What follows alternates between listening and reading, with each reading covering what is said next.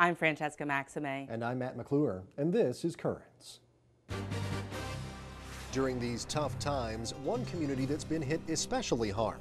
We'll talk to a leader among Black Catholics. The predominant struggles facing blacks and Black Catholics is the recession itself. We'll also take a look at what's going on in Catholic schools in this week dedicated to them. I think it's important that we continue to get the word out, the good news. It just cannot be 1 week. Plus, he didn't have a plan, how this priest became a successful writer. I really had no idea what I was getting myself into, and it's a wonder in God's eyes, as the Psalms say.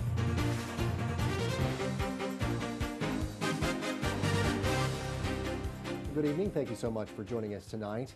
On this, the very first day of February, we not only celebrate the start of a new calendar month, it's also the beginning of Black History Month.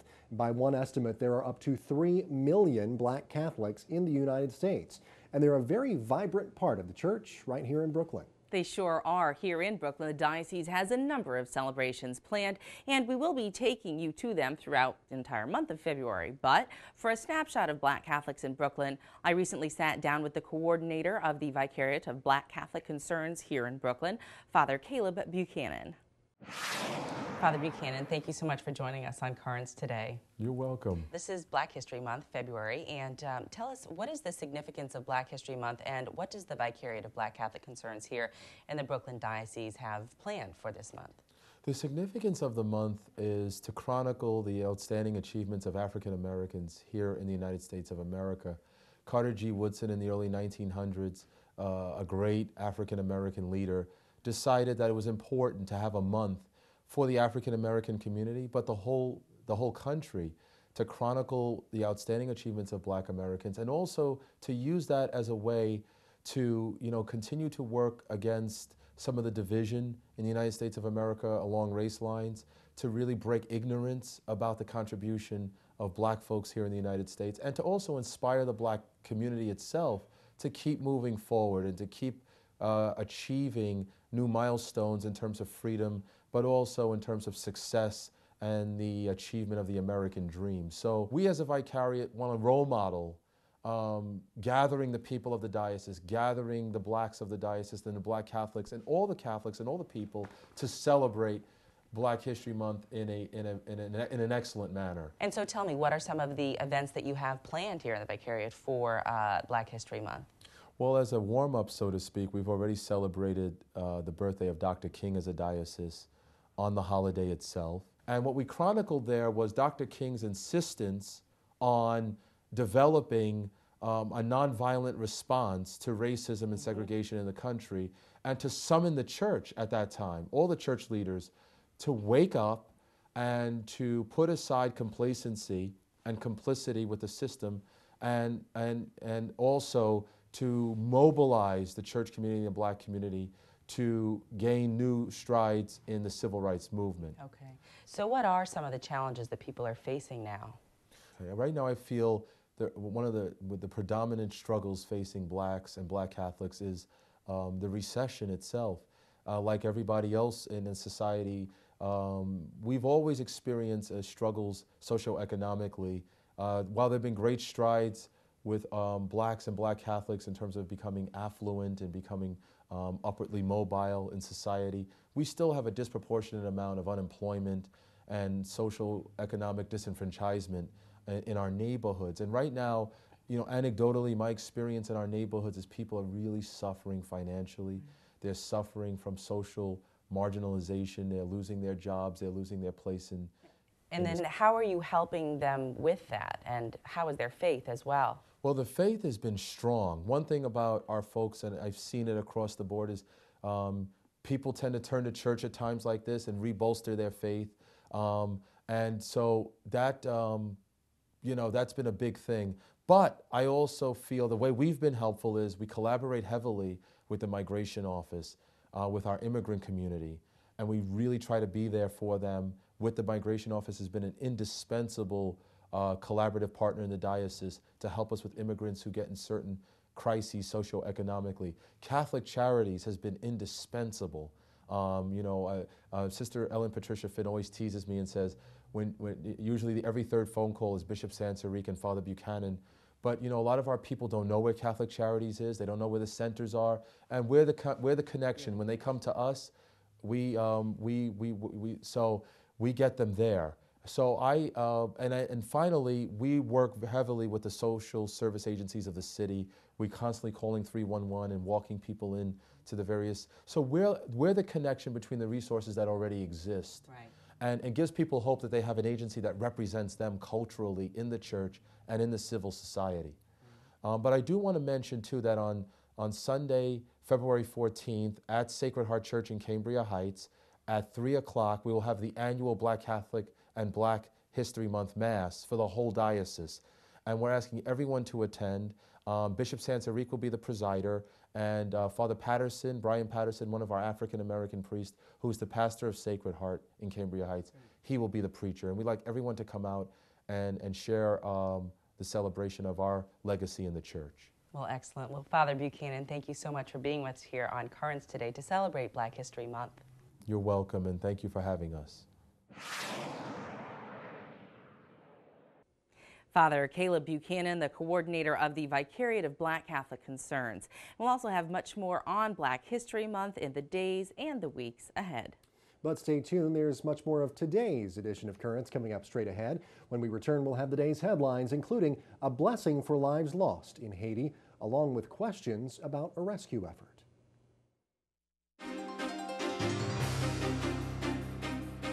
Welcome back to Currents. I'm Matt McClure. And I'm Francesca Maxime. Coming up just a bit later, Lino Rulli finds out what makes one Catholic priest and author tick. But first, let's check the day's headlines. 10 members of an Idaho church have been detained in Haiti and charged with child trafficking. The 5 men and 5 women were stopped at the Dominican Republic border with nearly 3 dozen children who did not have the required documents to leave Haiti. Nicole Collins has the story. 10 Americans who say they were answering a call from God now stand accused of child trafficking in Haiti after they tried to bus 33 Haitian children into the Dominican Republic without the proper paperwork. Members of the Idaho-based Baptist group deny the accusations, saying they wanted to get the children to a shelter. I'm just in a state of shock myself, and we simply were trying to help an orphanage that needed our assistance. Haitian police handed the children over to an Austrian charity in Port-au-Prince. The group's spokesman says initial investigations show at least 10 of the children have living relatives. Some of them for sure are not orphans, because immediately as she arrived here, an elder girl, she might be 9 years old, was crying loud, "I'm not an orphan. I do have my parents. Please call my parents." The father of one of the detained Americans says while he's proud of his daughter, he understands the government's concern. When you have a natural disaster, it brings out some rather unscrupulous people. It also brings out people with an honest, sincere desire to help. That's this group. As the investigation continues, the Haitian Prime Minister says for now, this is considered a kidnapping case. We certainly hope that the people are of good intention. In that case, we will see if we can get to an arrangement and release them. That is Nicole Collins reporting. Meantime, an American businessman and a Catholic priest from Connecticut are working together in Haiti to pray and provide a blessing for the thousands being buried in mass graves there. CNN's Joe Johns caught up with both of the men. Thousands buried in this new mass grave, for the first time with a Christian blessing. Haiti's Catholicism stretching out to this wasteland. Blessings, prayers, holy water. David Rougier, a local businessman, saw the mass graves on CNN's AC360, hired the diggers, and brought the priest. What went through your head when you saw the report? Well, that this was not reflective of Haiti. We have tremendous respect for our dead. We build them graves that are sometimes more sumptuous than our own homes.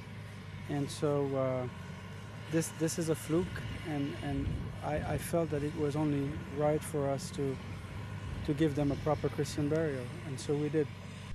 The priest he brought, Father Rick Frechette of Connecticut, a well-known American priest who has lived in Haiti for the last 20 years.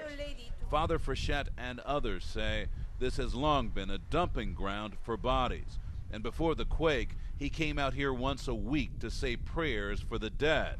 But he wasn't prepared for this. So the bishop came and got me and said, "My God, this is unbelievable." And we went out there together in order to have the blessing, the incense, the prayers, and the chants for the dead. But we couldn't do it in any other way except to bring backhoes because there were just piles of them. So we were just trying to make right a situation that was very wrong. And we do that every Thursday anyway. We don't know how many people are here. By one estimate, something like 2,500 or so. Could be more, could be less. Locals tell us this area has been a dumping ground for bodies since the days of Haiti's dictators. Now, though, a final resting place with some dignity for victims of the Haiti earthquake. That is CNN's Joe Johns. The priest you saw in that story, by the way, Father Rick Frechette, has ties to New York. He attended St. John's University in Queens, and he also holds a medical degree from the New York College of Osteopathic Medicine.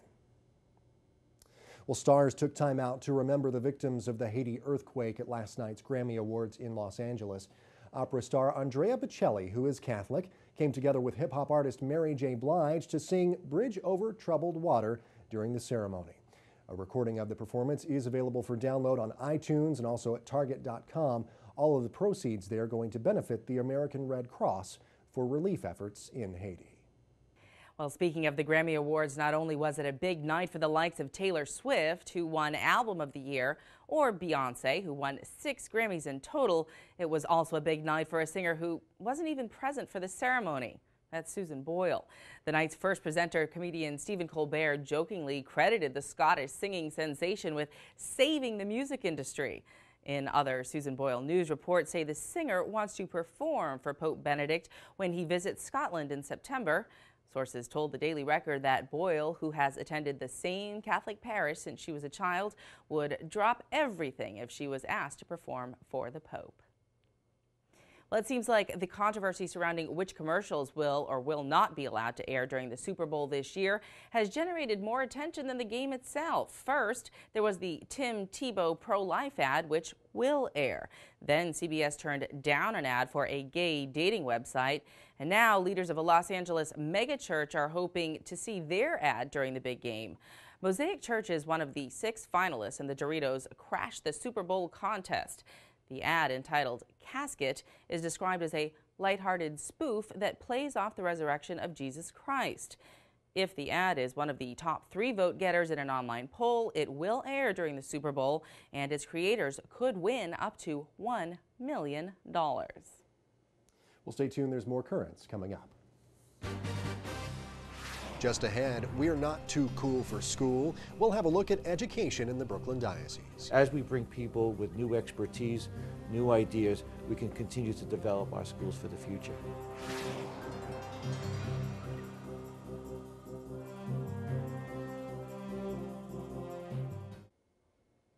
Welcome back. A privileged place where truth and knowledge meet. That is how Bishop DiMarzio describes Catholic schools in his column in the Tablet this week. Now, more than ever, the challenges facing these schools are enormous. Well, this is Catholic Schools Week in the United States, and we're going to be taking a closer look at some of those challenges that we just spoke about.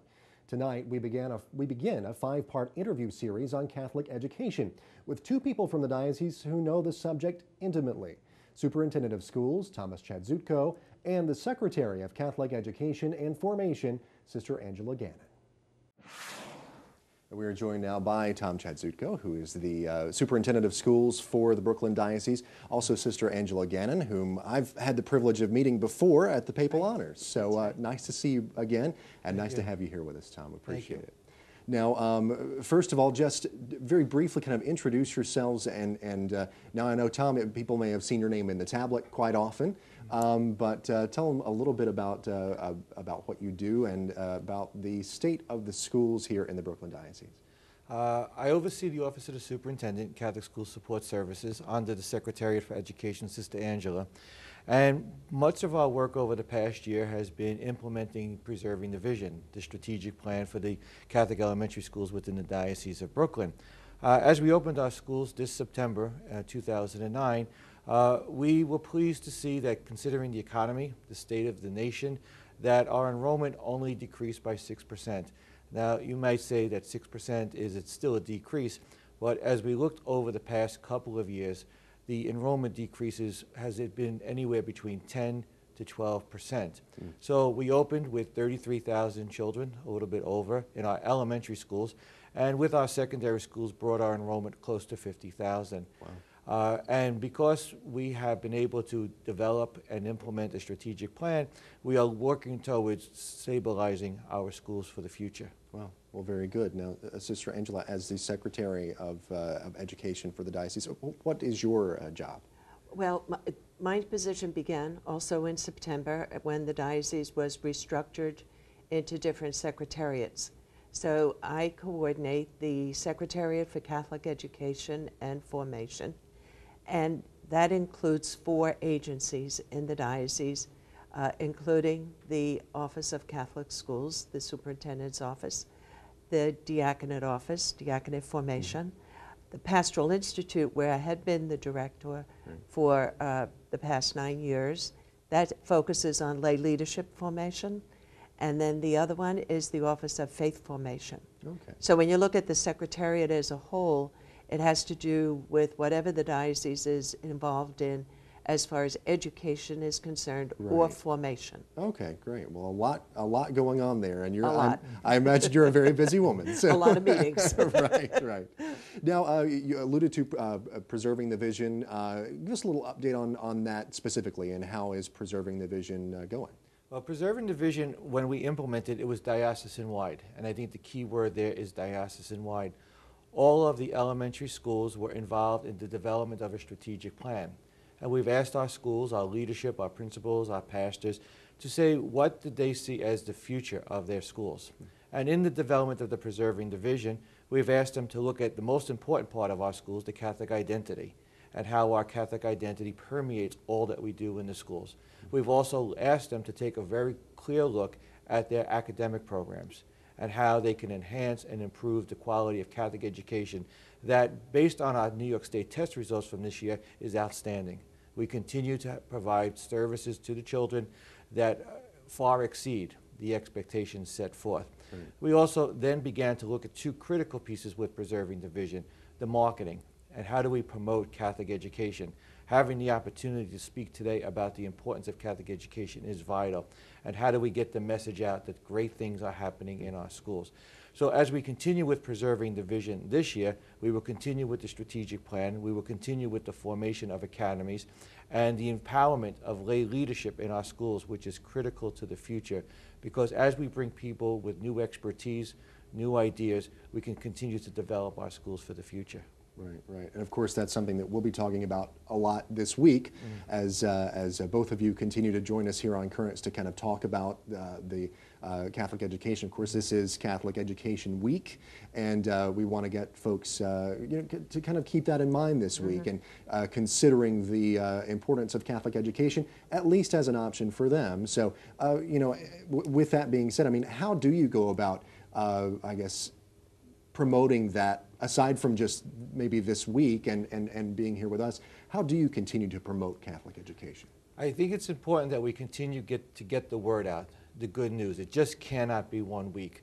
As I saw yesterday when we gathered our principals, the response to the crisis in Haiti has been incredible, because the first question is, how do we help? Yes, we are truly Catholic when we have to respond. And I think the message needs to be out there all of the time. I think we need to let people know that we do have success in our schools, that our graduates are performing well, that our graduates are going on to live and be citizens of our city, state. And I think it's an ongoing message that we need to continue. Okay, well, great. And I think Tom's office does a good job of that, of trying to get the message out in the media, such as things as this, but also in the tablet, in press releases. But real marketing, I think, has to take place at the local level. Yeah. What does this particular school have to offer, and why should you join us in that mission? Okay, well, very good. Well, that's something that we'll continue to talk about all week long here on Currents. Thank you so much both for being here, Sister Angela. Tom, we appreciate your time today. Thank you. Thank you. Well, Catholic school is a subject of great importance here in the diocese. And as we mentioned, we'll have much more on this subject throughout the week. Stay with us. There's much more current straight ahead.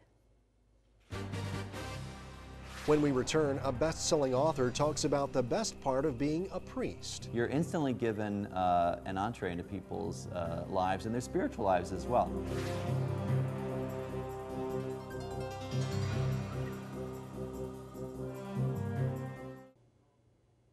Well, finally tonight, what is the best part of being a priest? You'll probably get a lot of different answers to that question, but what you're about to hear from one priest may be both surprising and inspiring. He's Father James Martin, the Jesuit author and editor from America Magazine. Last week, Lino Rulli caught up with him for his Catch of the Day, and tonight he reels him in for part 2. Take a look. How long have you been a priest, Father Jim? Since 1999. Is it okay, Father Jim, you prefer Father Martin? I prefer Your Eminence, actually, but Father Jim is fine. But the Pope hasn't agreed to that one yet? No, So sadly, no. We're going to stick with this. When you're called to the priesthood, when you're thinking of these sorts of things, do you think of all the stuff you're going to do with America Magazine and all the books you've written and all that, or where does this all come from? No, I mean, really, to be serious, it's all grace. When I entered the Jesuits, it was really an attraction to the Jesuit life, to the priesthood in general, but I really didn't know much about the Jesuits, and I certainly didn't think I was going to be at America Magazine or end up writing all these books. That was in God's mind, but I really had no idea what I was getting myself into, and it's a wonder in God's eyes, as the Psalms say. If you weren't a Jesuit, any other religious order, were you looking at the Benedictines, the Franciscans, or was it Jesuits, and that was it? I didn't consider any religious orders because I primarily didn't know very many of them. I knew the Jesuits, and that was about it. I was told about the Jesuits by a priest at my parish, but I didn't really do much research. Now I think I'd probably either be either a Franciscan, I love the Franciscans, their spirituality, or a Trappist. I love the Trappist, but as you can tell, I talk too much, so I don't think I'd be a very good Trappist. Yeah, Trappists, don't they have to be quiet? They do, yeah, unfortunately. So I don't think I'd be a very good one. All right, you like the Trappists, you like the Franciscans. Let's go over what religious orders you don't like. That'll be for an awkward conversation. I love them all equally. What's the best part about being a priest? Because you had a job, you were living the life, and people probably were shocked. Geez, Jim, you're going to become a priest? They called you Jim, I assume. Yeah, they didn't always call you Father Jim? And they always called me Your Eminence, even when I was at GE. When you were working for GE, and if you were to tell your friends who you used to work with at GE, please, what's the best part? What is the best part of being a priest? Being involved in people's lives in an intimate way. So you're with people at their most beautiful moments, at baptisms, at weddings, during the Mass, and also difficult moments, anointing the sick, at funerals, things like that. You're instantly given an entree into people's lives and their spiritual lives as well. And I think one of the most priestly things I do that I really enjoy, believe it or not, is confession. Confession is a very beautiful sacrament. So, being a priest is great. I'm surprised there aren't more, actually. Do you like behind the screen or face-to-face? I like face-to-face. It seems to be more what Jesus would have intended, going to Jesus, asking for forgiveness for your sins. And so I've never been bothered by the face-to-face. Yeah, of course, I have you're hearing the sins. No, I mean, even when I go. Of course, I have no sins, so there's nothing for me to be embarrassed about. Well, I like behind the screen. However, face-to-face with this kind of distance, probably I'd be a bigger fan of. Yeah, well, given your sins, I'd probably be a bigger fan of seeing you from a distance as well. Well, thank you, Father Jim, for... thanks. My pleasure. Thanks for being at this enormous table with me. Thank you, Luna. Good to be with you. The inimitable Lino Rulli there with Father James Martin. It's been said that the best advertisement for the priesthood is a happy priest. Father Martin, certainly happy, as you can tell there, and he's a great poster boy for the vocation during this year for priests. He is, yeah, just in his smile and in his way that he talks about his vocation. He talks about what he does as a priest and what matters most to him, and really the idea, I think, for him that he gets access to people's lives and speaks to them in times of real joy and triumph as well as in trying times and sadness really seems to be something he finds very satisfying. And he's very passionate about it. I mean, if you've ever read any of his writings, and I haven't read any of his books, but I've read some of his columns that he's written for America Magazine. And it's amazing the passion that you can sense just in his writing as well. So yeah, he's very passionate and extremely knowledgeable. Yeah, Lino asked him how many books he's written. He's like, I don't know, 7 or 8. I think I've edited like, another 3 or 4. He didn't really know even. That's right. how prolific he is. And Lino says, well, that's kind of funny because you asked me how many books I've read. It's probably about the same number. I know. So. Oh, Lino. All right. Well, that's it for this edition of Currents. Remember, you don't even need a TV to watch Currents. You can always just catch us online at currentsny.net. Well, coming up tomorrow, I'll take you to a special fundraiser for Haiti at the Actors Chapel at St. Malachy's in Manhattan. I visited there a few months back, you'll remember, so it will be an Actors Chapel encore of sorts. It promises to be something extremely special, so tune in then. Well, until next time, thank you so much for watching tonight. I'm Francesca Maxime. And I'm Matt McClure. Have a great night.